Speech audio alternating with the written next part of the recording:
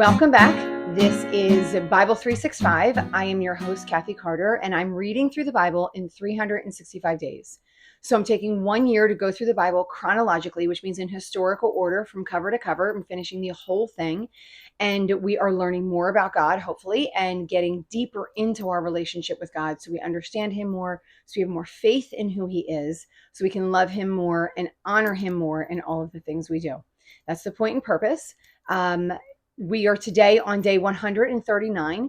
If you need to download this is a chronological Bible reading plan, and it is at oneyearbibleonline.com. And you would go on that site. It's a free site. They have free downloads. So you would go into a chronological download that plan, and read along with me. So my goal is to have you read first, listen second, and then gather information. And then I would love if you would comment as well, so I know where you guys are in your walk and what you're thinking when you read these things. Or if you have a disagreement with me, I would love to hear that as well. So if you see something that I don't see, or it contradicts something that you see, I would love to have a conversation about that also. So we are on day 139. We are in the book of Psalms, and this is May 17th on your calendar. The book of Psalms is essentially a book of poems or music or instructional letters. This is not in story format, so it's not telling a story. It's just a lot of it is remembering who God is. And at this point, we're probably 80 Psalms in. And so they might be feeling a little bit redundant. I ask you to persevere in this because these are great things to remember in times of trouble and in times of joy. These are really good things for you to remember. And they're also really good things to pray on. So when you don't know how to pray, or when you're just starting out in prayer, these are great to bring to mind so you can pray these things back to God. A lot of it is about reminding God, reminding really the people who are writing them and the people who are supposed to be listening of who God is and what God has done for them. And so in the Psalms of David, which is where we kind of came from, we were in the Psalms of David for probably about a week and a half. And in those times, they were extremely personal. David was running. David was in turmoil. David was stressed out. David was praising. He was thankful about things that happened. And so he was really discussing a lot of the things that happened in his life. These Psalms are by the Levites. So the Psalms that we're in now are by some of the head musicians of the Levitical tribe of Israel. So just a small bit of background about that if you haven't been with me before. By the way, if you haven't been with me before, I suggest that you go back to the beginning, build your foundation, and then come back to this. Although I'd love if you listen first, just to see if it holds any interest for you. Then go back to the beginning, build your foundation, and come back here. And by the time you get here, all of this is going to be much more common knowledge. Still summarizing it a little bit, I feel like is still really good for us. Also, if this is a blessing to you, I want you to like it, I want you to share it, and I want you to subscribe to the channel. And I know I just kind of learned yesterday, I want you to ring the bell, because that means that all my new releases will get sent to you immediately. So you will be notified anytime a new video comes out, which a new video comes out every single day because we're reading every day. Okay. So we are the Levites, going back to who the people are.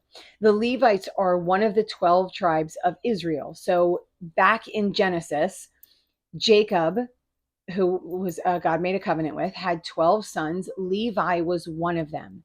Levites, once they were saved out of Israel, like 1,000 years after Abraham, or after Jacob, excuse me, they were saved out of there about 400, 500 years after that.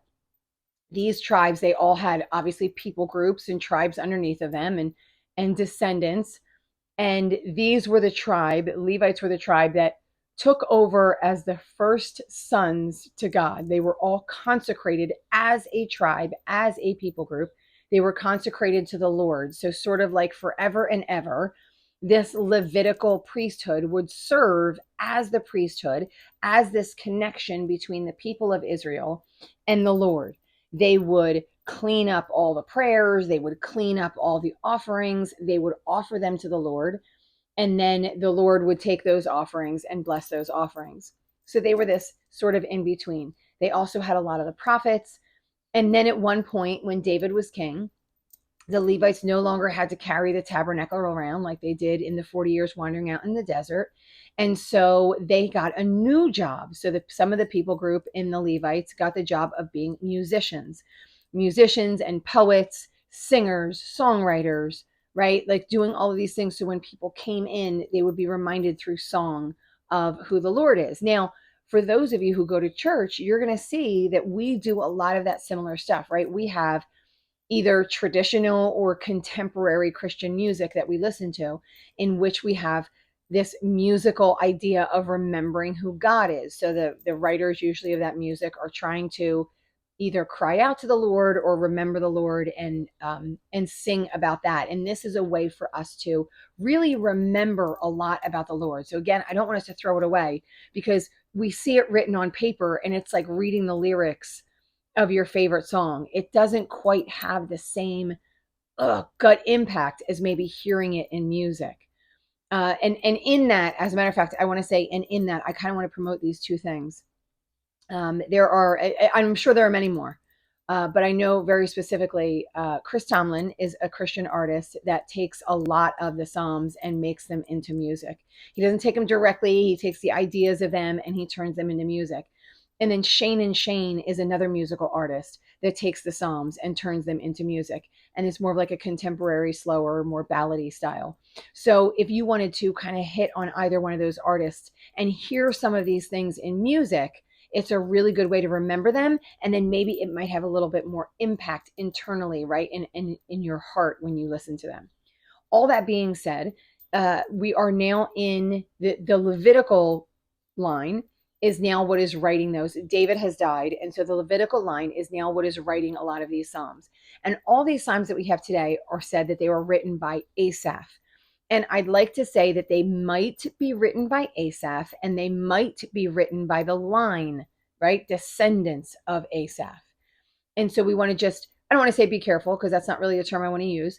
But sometimes it's not just literally Asaph because some of these things maybe could be generations after. And so, but they are written by Asaph and his generations, his descendants all underneath him will continue in the line of music in the house of the Levites.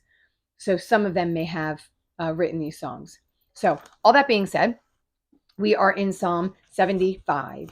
75 is a Psalm of Asaph. I'm not going to hit too much on these. This is a lot of stuff that we have heard before and dealt with before. So again, these are a little bit more like we're remembering everything about God. So just going to pull out some of the verses. Starting out in verse 1, it says, "We praise you, God. We praise your name. We praise you, for your name is near. People tell of your wonderful deeds." The verse I wanted to note is because your name is near, which in our language doesn't tend to really make sense, that his name is near, because who cares? What does that matter? It's his name is kind of who he is, right? And his name is near, therefore he is near. And so he is with these people. And remember, he has his covenant with these Israelite people. So he is there and he's in his house. And he says, people tell of your wonderful deeds. You say, I choose the appointed time. I judge. So this is a lot about God's power and who God judges. God has the ability to judge everyone. And so I want to point out what that might mean. A very overused Bible verse is do not judge. Therefore, you will be judged based on that. I want to go back here. And so you might think of that, right? Like that might be something that like you think about like, oh, we're not supposed to judge. We're going to go to that. We're going to be in that in the future. I wanted to bring it up because that might bring those things to mind. In this, it means God can judge you based on your deeds and based on the way that you follow him, right? So he says, I choose the appointed time. It is I who judge with equity. So the Lord judges completely fairly. So in all things, he is the one to judge and he is fair in his judgments. And when he judges, he judges justly with equity. So he judges completely fairly. And he judges, so his judgments can come on the earth, right? So he would judge based on whatever it is that you do on the earth, or his judgment is a full term future judgment. So I want to note that it can be both things, right? So it can be that he makes a judgment here on earth. You've done something here on earth. He punishes for that thing. or it is a separation where he judges, so you will be in the land of the living, or if you will go down to death. So he has this full judgment. He can judge anything and everyone. He chooses the time, he chooses the place. It's all him. So, and then it says, no one from the east or the west or from the desert can exalt themselves. It is God who judges.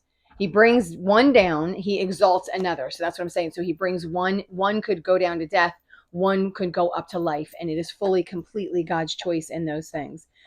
I wanted to note this verse just because it's a little odd. It says, in the hand of the Lord is a cup full of foaming wine mixed with spices. He pours it out, and all the wicked of the earth drink it down to its very dregs. Now, what I looked up about foaming wine is that it's not fully fermented.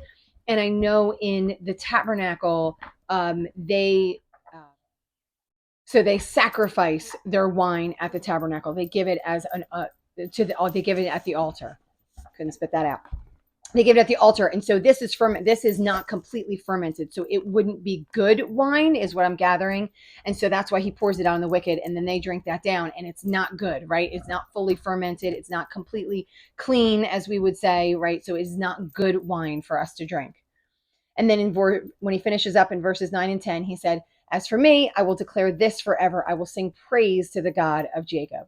So he understands all the power that God has and all the things that God can do. And then he sings praise to the God of Jacob. And then if we move right on to the next one, I feel like it's pretty similar. The author is discussing where God lives. God lives with the Israelite people. Obviously, he lives in the heavens, but he's making a home with the Israelite people. He's renowned in Judah. Israel, his name is great, and he lives, the tent is in Salem, Jerusalem. It's in Salem. His dwelling place is in Zion, Mount Zion. And so there is where he kind of is. And then we see all these good things about him. So all these things that we've heard before. He is radiant, magnificent. So he's all these wonderful things. So he dwells with the Israelite people. He is amazing. And then it says in verse 7, it is you alone who are to be feared. So all these wonderful things about him, and then remembering that they are to fear him as well. And so from heaven you pronounce judgment. And then in verse 10 it says, surely your wrath against mankind brings you praise, and the survivors of your wrath are restrained. So this is where he's fighting against the wicked, which is a good thing. So it sounds not kind, but I know this is something that I've brought up because David brought this up a lot about, asking for the death of his enemies and things like that. And there's joy in God when he does this, right? When he takes out the wicked, because they are harming the righteous. And so he comes to when he's called to the righteous, he comes and he protects them against the wicked. And so it says here, like I said, so it says, surely your wrath against mankind brings you praise because he is just. And because is what we saw in the verse before, the psalm before that, because he is equitous, right? He is completely fair. Then it is a good thing when mankind, he delivers his wrath onto mankind. I know it doesn't sound as good, kind of tripping over that.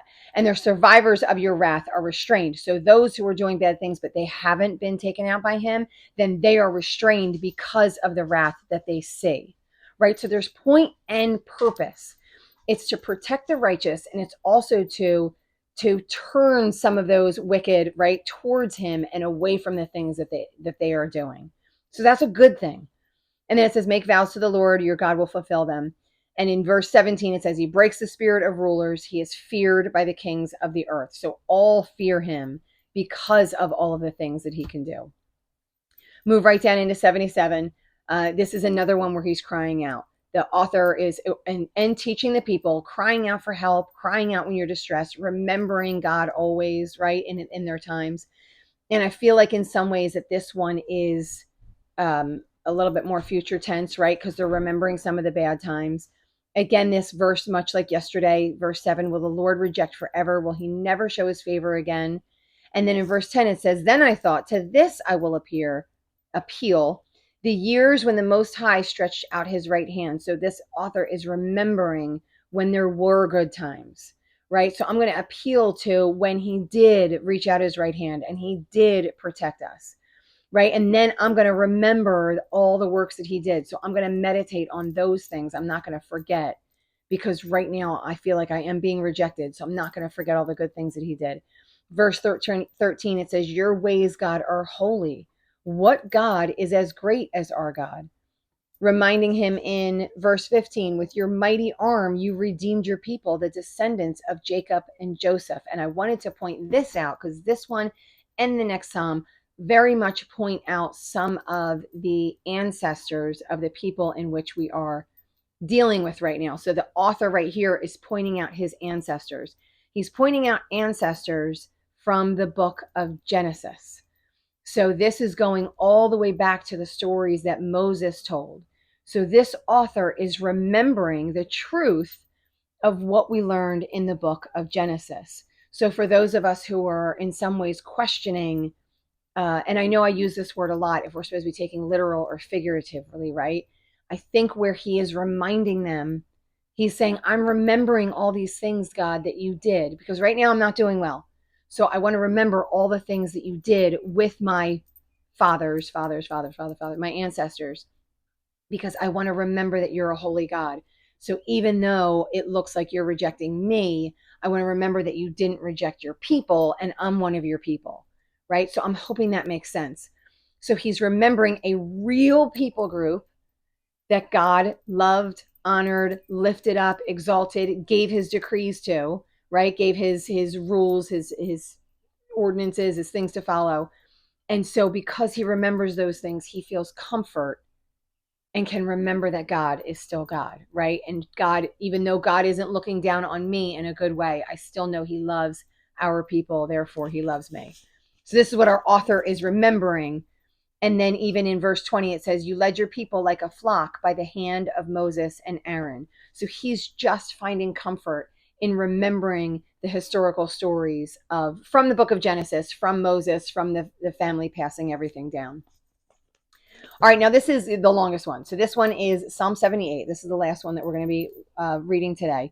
And this is another maskil or an instructive psalm. So this is an instructional one, teaching the people, reminding all of them. And this is another one where I feel like timing might be an issue. I definitely feel like this is later in time because of the way in which they're writing. Now, I'm back and forth because they finish, the author, I'm just going to call him Asaph. Asaph finishes with David. He doesn't seem to go on to Solomon and further down. So he finishes with David. However, saying, so then it could be, right? It could be just the life of David, and this person, Asaph, is remembering the life of David and how the Lord was with David. But it seems like this is after the fact where David is no longer there and they're going through some turmoil and some struggles as the people of Israel. Maybe it is right when David dies, and so there's just some memories about the past. Or maybe it's future, but David was really one of the last ones that they remember that was flourishing so much. So again, just sort of something I'm putting out there as something to think about, because we don't need to know timing. It doesn't change a lot of what is in here, but I feel like in some ways it's nice to know, it's nice to understand what they're going through, so then why they would be writing and lifting up these things to God. Because a lot of times, singers and songwriters, which I am not one, but I've heard from them. Singers and songwriters write a lot about their personal life, and so I'm going to go with a super easy one, which is Taylor Swift, which she's huge in the industry in this time, and so she writes about her personal life, and it gives them connections.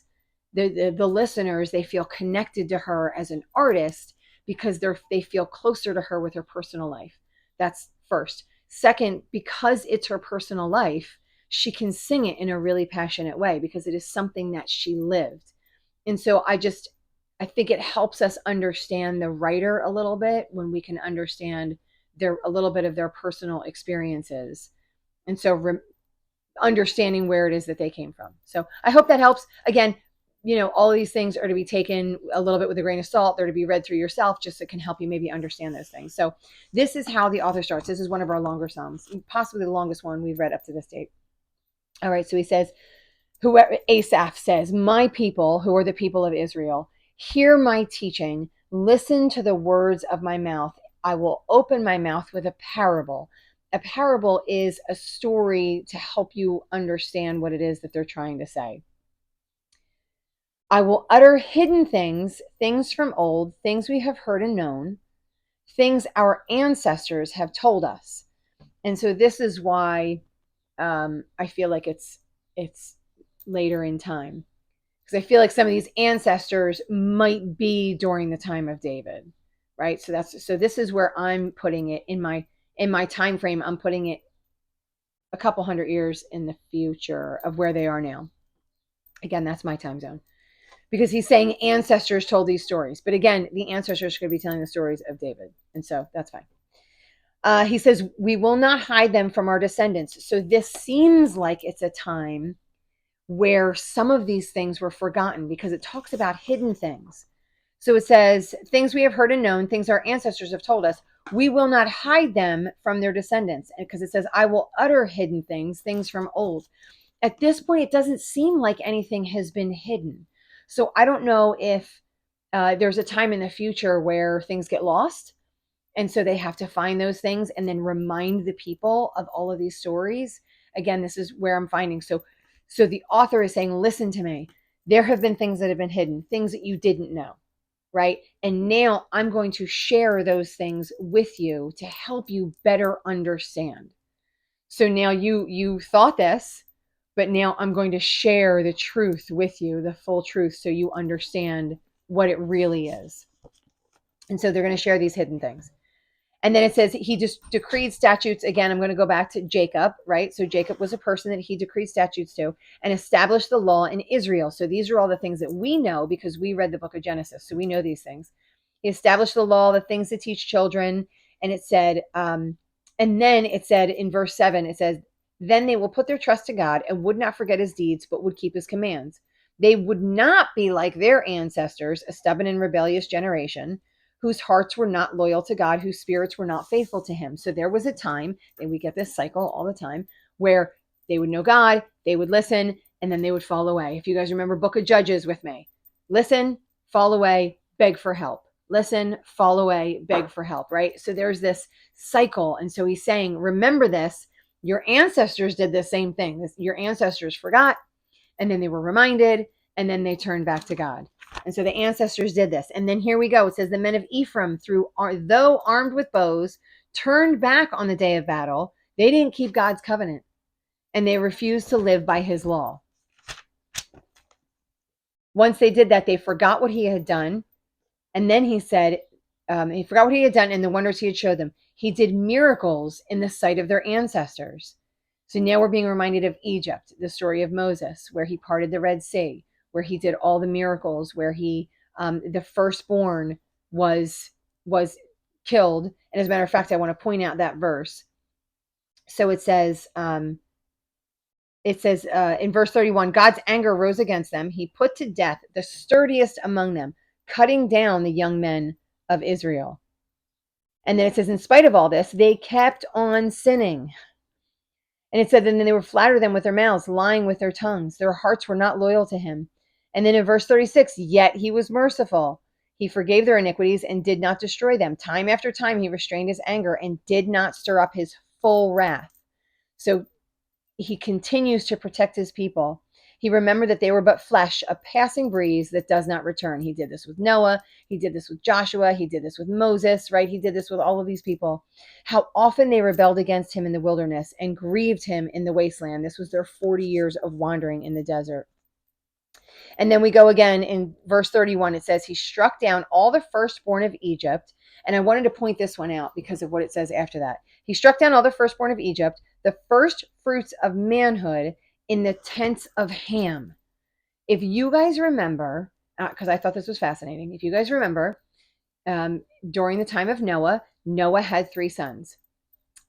Shem, Japheth, and Ham, right? These were three brothers.